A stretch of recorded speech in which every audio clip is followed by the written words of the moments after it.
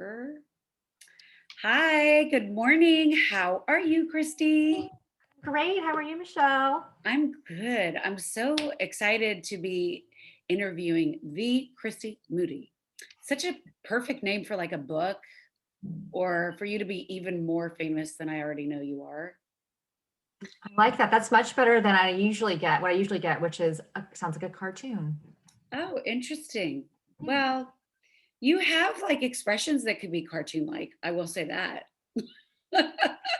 Noted. Exactly. But anyways, I wanted to welcome you to Opportunity Knocks.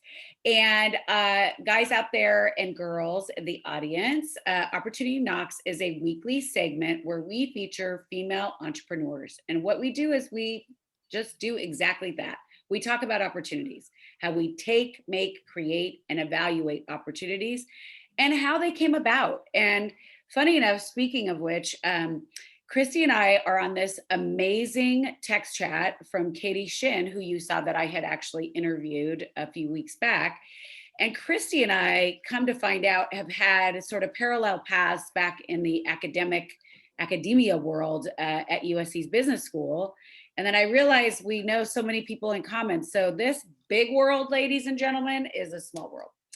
And Christy Moody is the founder of Soleil Sunwear. It's an apparel company that she just launched not too long ago. And I'm just so excited that you're here. Thank you so much for having me. I love Opportunity Knocks. I've never had entrepreneurship phrased to me in this, which I know it is, right? It's when you seize opportunities and how do you seize opportunities. I love that. It's a total reframe. Yeah, well, and I think that's probably the coach in me. It's always consistently reframing and looking for, the nuggets. And that's how Opportunity Knocks started. It started in COVID because I really wanted women to realize there's opportunities out there, because we know 1 in 4 women are leaving the workforce or were forced to leave the workforce, right? So now's the time to start your new business, right? Yep. So tell me a little bit about, or not just me, but our audience, about you and your background and how Soleil came to be. But let's kind of back up to like where we started. Where we started with the company? Yeah, or with you. Like, where did you start? I mean, I know you went to USC's business school, but you've had a long-standing experience in nonprofit. That's right. So, okay, well, it's kind of two different tracks, right? Like I was thinking before this call, wow, I have 2 computers, several email addresses, a couple phone numbers, right? When you're an entrepreneur and you have a day job, which I am, and I do, you have a couple things, you have a lot going on at the same time. Absolutely. You're like, yeah, exactly. So 2 heads.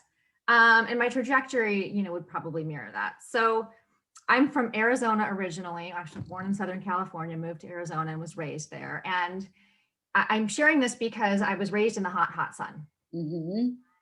Moving to California, I moved to California in my 20s. I spent a couple of years in France. I was a French major in college at the University of Arizona. Love that. 3 in my graduating class in French in Arizona, but that's very funny. A long time passion. I started taking French in 3rd grade and I never stopped. And it's just been a love of mine, hence the name Soleil Sunwear. So that's how the name came about. Mm-hmm. Grew up in the hot, hot sun.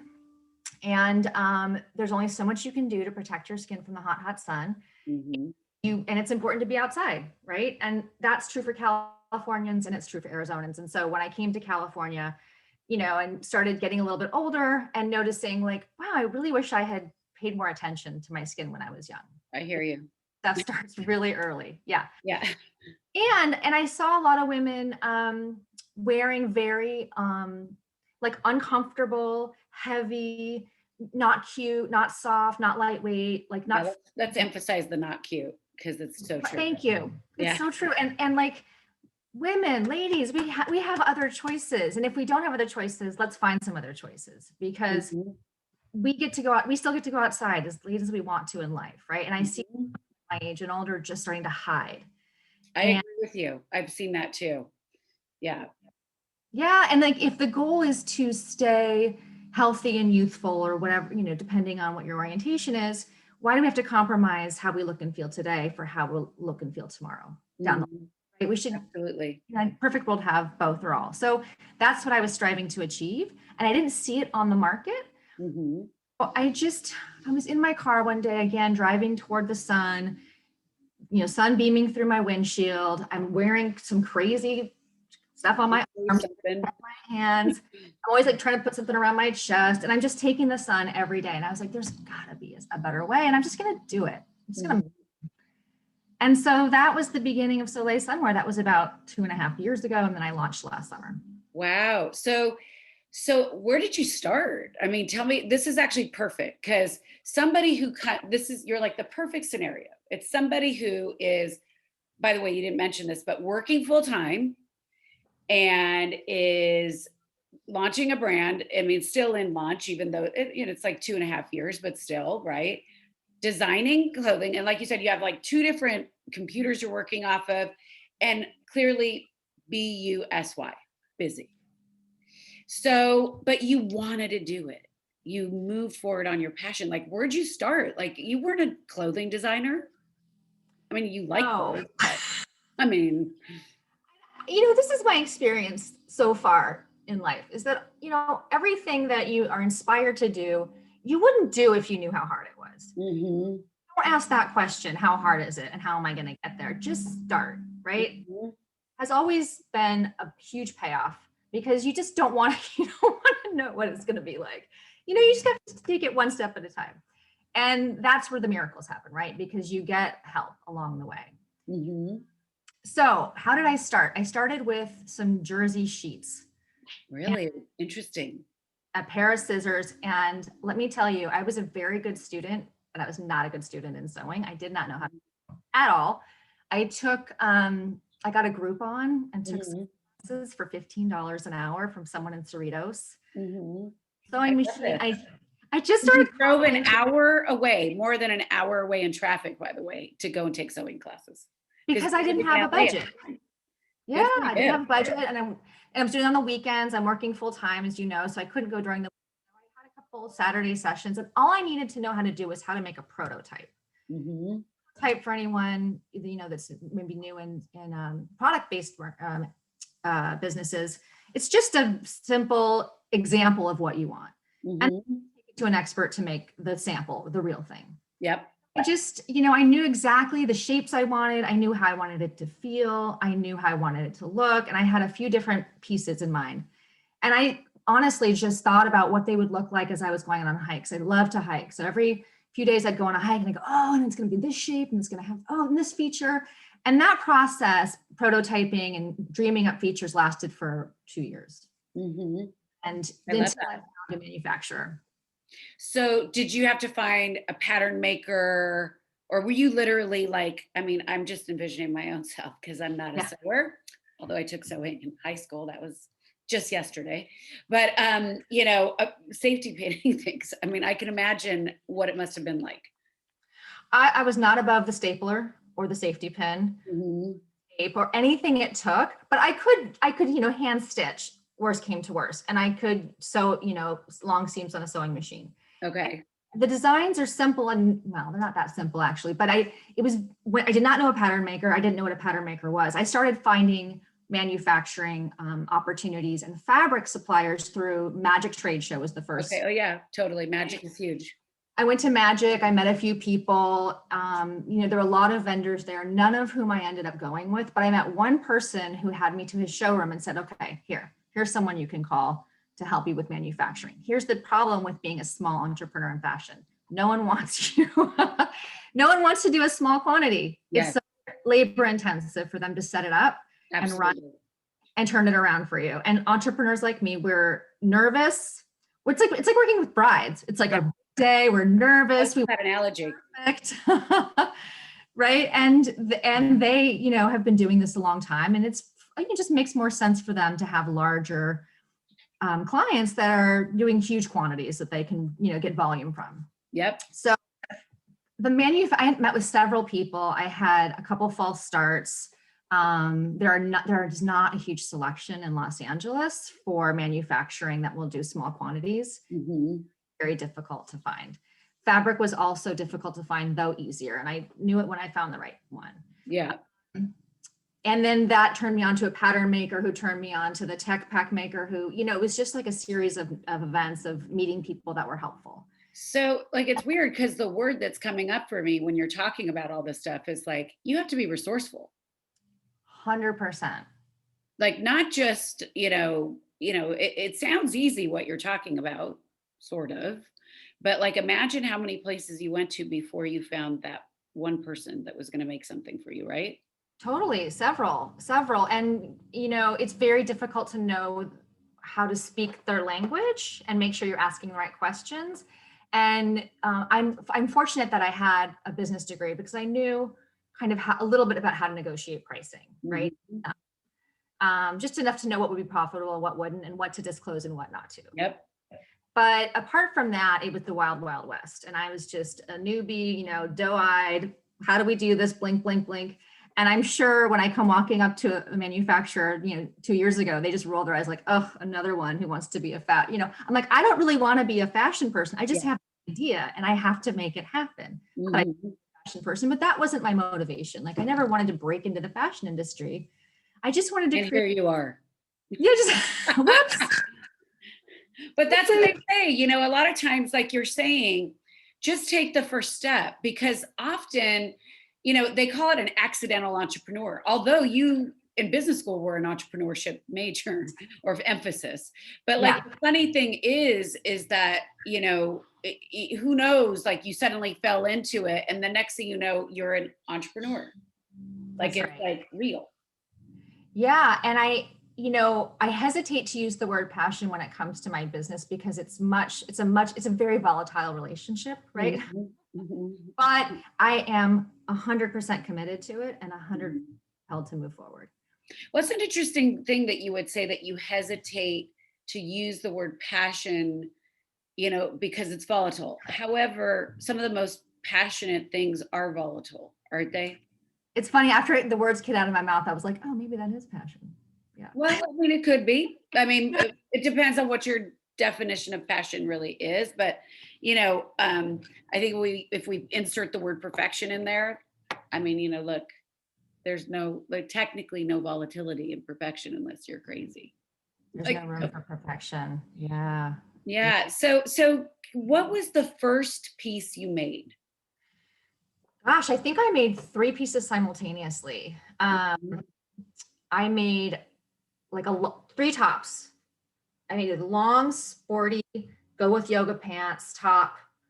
I made a croppy short, go with, drawstring pants, which now I have as well, top. That was more of a bat wing, Mhm. sleek and form fitting. One was a little more roomy. And then I made a super crop, which is like really short, just to go over a tank top or a bathing suit. Mhm. I wanted to have those choices for myself. And Yep. another woman would want those same choices. So it was like super hot weather, pretty hot weather. Like you can wear this in the fall, Yeah, totally. And so tell me what happened when, like, how did you launch? Like, yes, you had a business background, but you weren't a marketer, right? So how did you launch? Like, what did you do? Well, I built a website. I found a great model and a photographer. I got great pictures. I mean, that's really the key. And launch was like my website is live, right? So Mhm. you're not spending a lot of money in marketing and advertising, and you're not backed by investors. It's friends and family. That's Mhm. how it Yeah. goes, right? You just tell everyone oh my God, this is the rock I've been under for the last 2 years. Please come check it out. Hope you love it. Yes. And that's how it started. And to be honest, I've branched out from that. So the last year in the summer was my launch season. I Mhm. than I expected. I was really happy with the results. There have been a lot of repurchases. Friends are telling friends, families telling friends of family. So the network is growing. Mhm. But really, it was like me in my living room going, "Okay, it's out there." Yeah, exactly. Yeah. Mhm. And it was literally the most terrifying thing I've ever done. Yeah, that's interesting that, well, how did you address your fear though? Did you just keep saying, like, did you have a mantra, like keep going, or was it anything specific? I took a lot of hikes in nature and Mm. a lot of deep breaths. Mhm. Kind of a prayer, right? Like I just am like, okay, I need help. I need help. I need help. Mhm. It's not, the fear wasn't something that I could talk myself out of. Mhm. Just needed to keep breathing and reach out. I have, an amazing friend network. So I have Mhm. friends and just, tell me this is going to be okay. You know, Mhm. and the truth is I just didn't know if it was going to be okay, whatever that meant. You just have to keep walking What through is the fire. okay? Yeah, exactly. Well, but when people started saying, "Oh my God, I love this. Oh, this is so great. Oh, this is brilliant." And like I went, "Oh my God, okay, I'm not crazy. Like I didn't make this thing that only I like, Yeah. which is great too. It just doesn't make a business." So I was really, that helped me start feeling confident and comfortable. Mhm.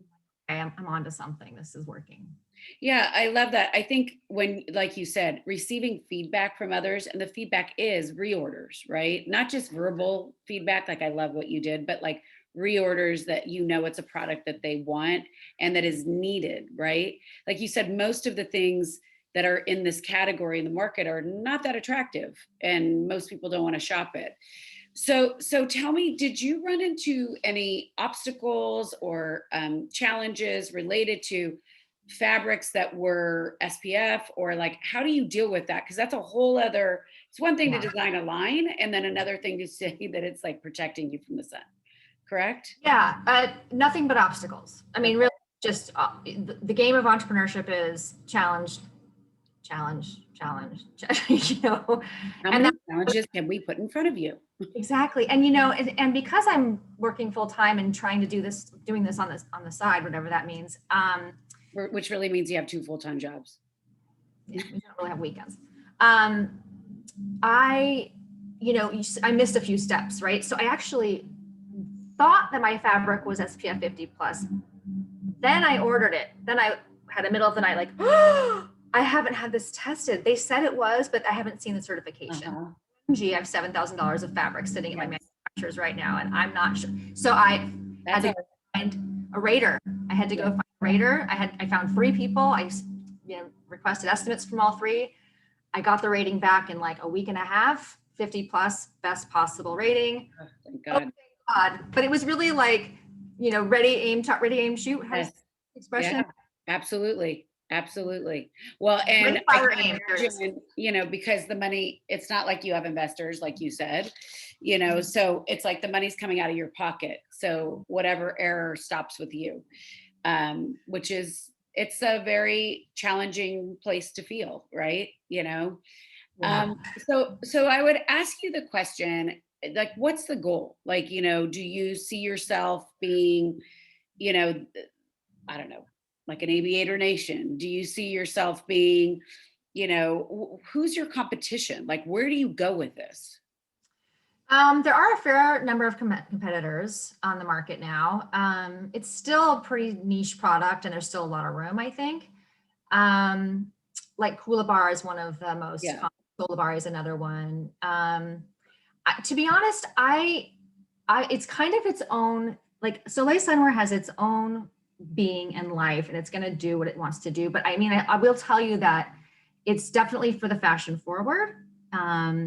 It's for women who really prize quality and softness and comfort and fashion. So it's not simple, throw it on, do a hike and come back and change. Like I wanted to go from a hike to the farmer's market to a nice lunch and feel good and look good the whole time. I love And that. so to have like a crossover, right? Where you weren't having to be schleppy on your hike and then schleppy at the market and then go home and change for lunch. Cause like in LA, this, like we're always doing 10 things in a row and we don't have time to drive home in between because it's Yes, so bad. it's so true. And we You become sign up for my COVID test and then had to come here and then have something after, right? Yes. exactly. And I know that yoga pants are a perfectly acceptable thing to wear now. Thank God we all love our soft pants. But I just wanted something a little more elegant, Notch above. Yeah, a little exactly. more elegant. Yeah. So I think that's the sort of special niche that Soleil occupies. Which is beautiful. Because there's not a lot of people that actually occupy that. Because that's why I didn't mention sort of some of the other brands that are in the category, because they don't look the same. So they're not really a true comparison fully. Right, So right. I think this is my opinion, but others may say differently. It's more utilitarian. Um, mhm, not to say that they're not very high quality products. I don't really know, but totally. They're it's serving more like a specific purpose to protect you from the sun, not yeah. elegance with that. So I would ask you then, like, you know, do you see yourself growing like really big and having large distribution, or do you really truly see yourself as an entrepreneur in the way of like, we're going to see where this step takes me? And then after this, I'm going to see where this step takes me. I don't know. Yeah, I think the dream, of course, is to, well, my dream is to be impactful in the world and Mhm. do something that's meaningful You already are. and fun. Oh, thank you. Mhm. My day job is a nonprofit. I've been a nonprofit for 25 years, and I care about what I contribute, Mhm. and I need for it to have meaning. And I also, envision being able to, be an employer, right, and offer good jobs and jobs that are well paying and creative jobs. Like I just think that that's a very satisfying road for me to be on. And I Mhm. don't know how it's going to look, to be honest. And it's very hard for me to predict. And I'm not going after investors now because it's too early, I think. Mhm. But I'm certainly not opposed to growing in that way. I think it would be very hard I don't know if we'll be able to grow as a solopreneur, Mhm. but who knows, right? Yes. Well, I love you're open. I love the fact that you're basically describing that you don't need to know. That it's actually about just getting on the path. And then from the path, sometimes you're just sort of determining what you want. And you sometimes don't even know. Like you said, like it's a tumultuous relationship, and so I mean, like I know you're doing some, I mean, pop-ups and collaborations with pretty large, super respectable brands, um and how did that come about? Is that, like these are important questions for our audience because a lot of the women are starting their own thing and they get stopped and they say, well, who am I gonna show my product to? And you're saying friends and family, but you've reached a step beyond now. So tell me a That's little true. bit more about that. So you mentioned the text network that we're both in together. And Yes. through that, I was introduced to a friend of a friend who I had sent my website to 6 months ago. And she's like, oh, this is great, really cute, good luck to you. And she had done fashion brands specifically. All of a sudden, she is working with Veronica Beard. And she comes back to me and says, oh my gosh, I think you're going to be perfect for a pop up at Veronica Beard. Oh my gosh, that's so funny. So that's just how it went. I did a pop up with them. They featured my collection in March at the Melrose store, and they're featuring it in May in the Palisade store. It's And amazing. so it's amazing. And it's just happenstance, if you will. And then I'm collaborating with a dermatologist in Los Angeles who I just, I had actually seen her as a patient years and years and years ago. And then I ran into her at a party. And I just really liked her energy and I liked her product line and I liked her approach to beauty. And she's been super supportive. And we have a very casual collaboration right now. But it's really symbiotic and it works Mhm. really good. I Mhm. would like for my business to feel good as much as it can because there are so many Absolutely. times that don't feel good. Mhm. People that you work with and that you get to interact with, like that's important, especially if they're people you interact with on the regular. Absolutely. There's Absolutely. so many great people that are willing to help and be supportive. Yeah, I think that one of the things that you're really hitting on a lot, which is actually a lot the way of which women connect to businesses, but in addition, the way of where commerce and business is going is beyond social selling and actually purpose driven. Like mission driven, purpose driven companies are that which more people are getting behind and are growing. It's a growing segment. So I love that you feel that way because it's certainly in alignment with me. And one of the things that we talked about was that I really wanted to help see you grow, and helping you go in that direction of like finding more customers that are in alignment with what you want. And yeah, we know that there's so many more people out there that are just waiting to buy your stuff, Christy. Let's hope so. It's true. Yeah. So where do you get your motivation from? Where do I get my motivation from? That is a really great question.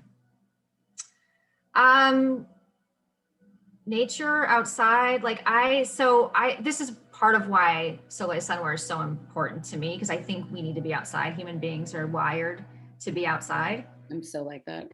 It's our nervous systems require it, our health requires it, and that's how I get that's how I get my inspiration. Mhm. Stuck and jammed up and don't have an answer to something, I go on a long walk and it clears and I get the maybe not in that second, but it'll come about, right? So there's a lawnmower outside. That's okay. I've got a guy doing construction next door. Yeah. And you know, another like motivation is really just getting up and doing it every day. And I know that I have to keep moving the football down the field in order for Soleil Sunwear to have the life I want it to have, even though I don't know what that's going to look like. And it's just maybe like a relationship with a child. You want to make sure they get well fed and go to the best schools. Whatever. Educated. Yeah, thank you. Yeah. No, so for me, like when I think about, you know, some of the things that you're talking about and where your motivation comes from, like I also wonder if there's anybody that, you know, often people talk about that they didn't receive the right mentorship through their years, and or also that there wasn't somebody that inspired them. Like where do you derive, not for your designing, don't you love these nails? You're designing, but actually more so for, you know, what drives you to move forward every day? Is there like a specific influencer or influence that somebody had in your life? I did not know about Spanx before I love her. saw her Blakely speak at USC in the entrepreneur. So she spoke in the Greif Center at Really? like entrepreneur of the year or something.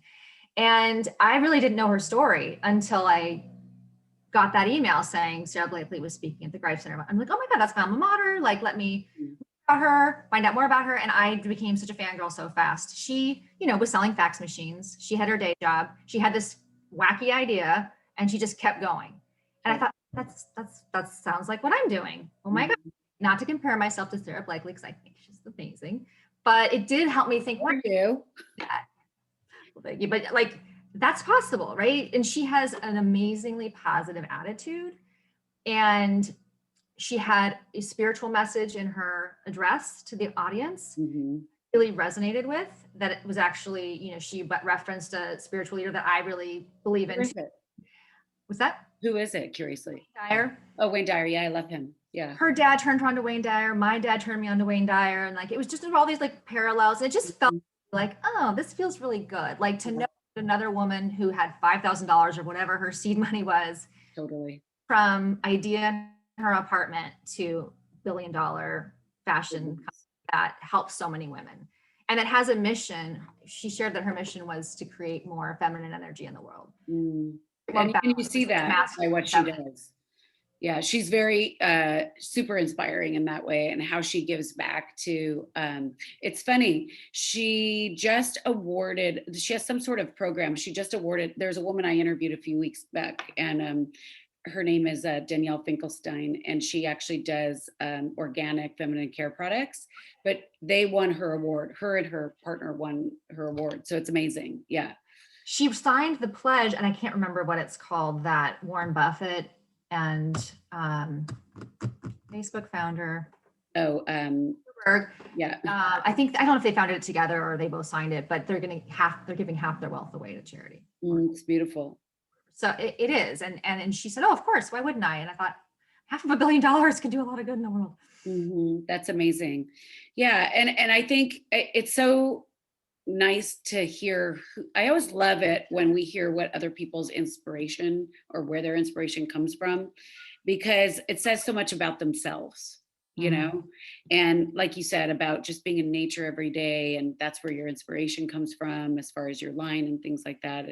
And there's this wholeness about you, this sort of real, I hate to use the word authentic because it's so overused, especially in my space. But there's a real authentic person that comes forward in you. And what would you say, like, where did that come from? Oh gosh, so thank you. That feels really flattering, because what it feels like to me is messy. Reflect back that it's authentic. That is a much nicer way to frame. I don't know how else to be. This is a really honest and open conversation. And I don't have any of the answers. I can only tell you what I know and what I'm experiencing. I don't have anything canned or prepared. And you don't need it. There's part of me that's like, probably should, know the answers to these questions, but it's always an evolving process. You've asked such interesting questions that kind of like make me answer them differently. Like they actually that my cognitive process is different when you ask, like, when you frame it as opportunity, or how do you think you became who you are? Like, those are really deep questions that I just keep thinking about. Yeah, this is the reason why I said it's more like a coaching session. Yeah. Because it's actually, for me, Christy, so much about how someone gets to where they are in their life, or how they define a success, or whatever that is. It really comes from just their essence. Everyone has their own journey, and like you said, we can at any time decide that this isn't the right thing for us, or whatever. But I think there are gifts within you, Christy, that you don't see yourself right now. Thank you you. know I mean, like we said, we were talking about this yesterday, right? That the amazing thing is, that I lost my train of thought for a second there. That the amazing thing about being an entrepreneur is it brings out everything in you that you've never had to actually sometimes deal with, right? Or you've dealt with it, but it's like, again, there to shine the light, where you're like, oh shit. I did not know what an emotional process entrepreneurship is going to be. It is deeply emotional, and it is deeply personal. And that's what I think we don't learn in business school, and we don't learn with all the like typical mentoring. Well, I don't know anything typical, but not linear, right? Yeah, it's so not linear, and it is not impersonal, and it's not just business. Yeah, I completely agree. And particularly you're designing, right? And so, and similar like me, my coaching is my product, right? And similar to you, what you put out is like a reflection of you. It's like, so, and because nobody's doing everything for you, every step is like, when somebody picks it up, they're like, oh, I remember, it's a beautiful relationship it's like symbiotic between you and your designs. Yeah, and it also is, so it's very scary, very treacherous, and very rewarding. And there's it's a little bit of a love affair, right? It's just it's a dance. It's a dance. It really is. It's like, sometimes you're good at it, and then sometimes you're not. And then the next thing you know, something amazing happens and you wake up, right? yeah. So tell me, if you didn't do Soleil, was there something else you thought of doing? Oh gosh, I've thought of all kinds of things, casually. Like, remember before recycled bags were a thing, I was like, people should be taking recycled bags to the grocery store. I'm a recycled bag company. And they're like, people like, no one's going to do that. That's so funny. No one's ever going to take bags to the grocery store. They like their plastic bags and they like their paper. I'm like, okay, well, maybe you're right. And then, like, it was less than a year later that everyone takes their bags to the store. That was one. It's a casual idea. Though, when COVID came around, like suddenly everybody was like being trained to bring the bags. And then it was like, don't bring your bag. And you're like, oh, okay, I'm confused. Yeah.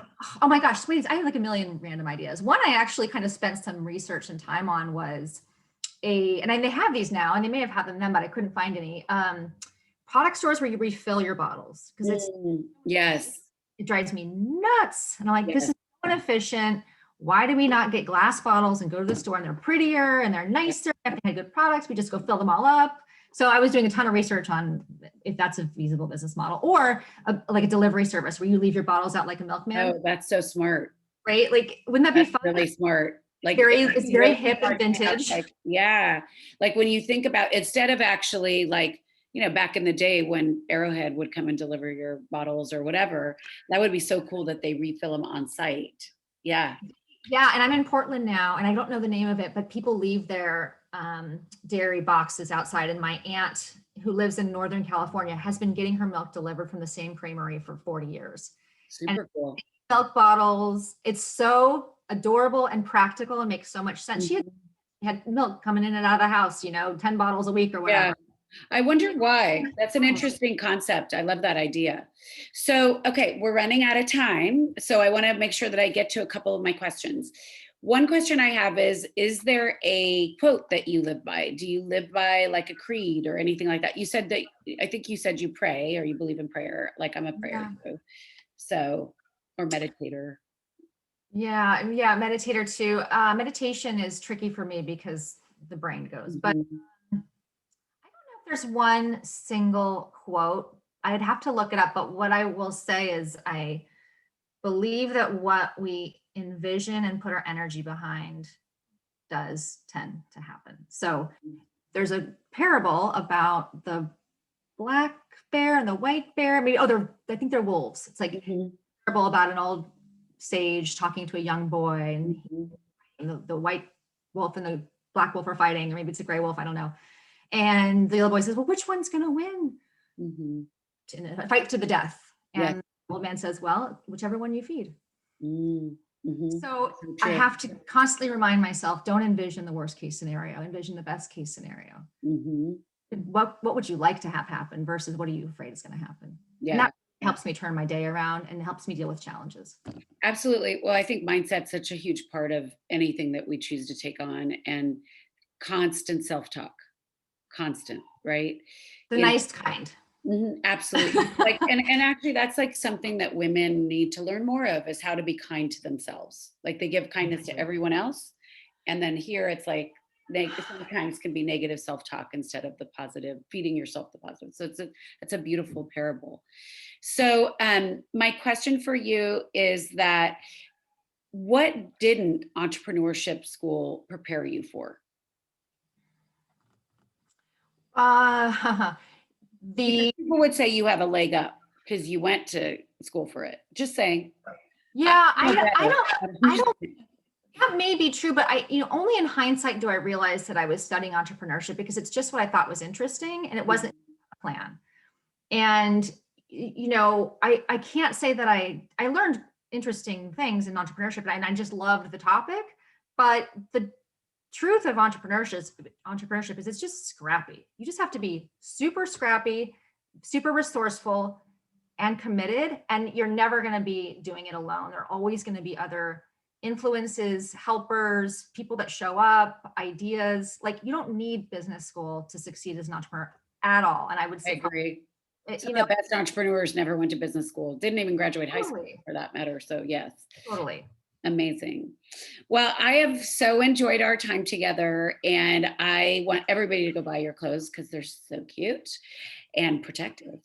So I would love you to leave everybody with anything specific that you'd love for them to know, whether that be where to find you on Instagram, your LinkedIn, anything. Sure. So my LinkedIn is Christy Moody, CHRISTYMOODY, and my Instagram and my Facebook page are at Soleil Sunwear, and Soleil is spelled S as in Sam, OLEIL. And come out I'm not sure when you're airing this, but I'm having a show at Veronica Beard in the Pacific Palisades on May 22nd. It's a Saturday. Come out to that. And the clothes will be there for 2 weeks, from the 17th till the end of Memorial Day weekend. It's Memorial Day weekend, right? Yeah, it's Memorial Day weekend. Yeah. Come shop. I would love to meet you, and I'd love for you to try my clothes on. And because it's really, you want to feel them and touch them and have them on your body. I love that. So tell me where your website is. Is it the same? Oh, sorry, same. SoleilSunwear.com. And you have a whole e-commerce site and everything like that. Yep. Perfect. Absolutely. And guys, just so that you know, I am certain that I will likely also do a trunk show for her and make sure that we get her name even more known. So amazing. All right, guys, everybody, thank you so much for joining me today, Christy. I'm so grateful for your time, and I look forward to growing together. Thank you, Michelle. You too. You too.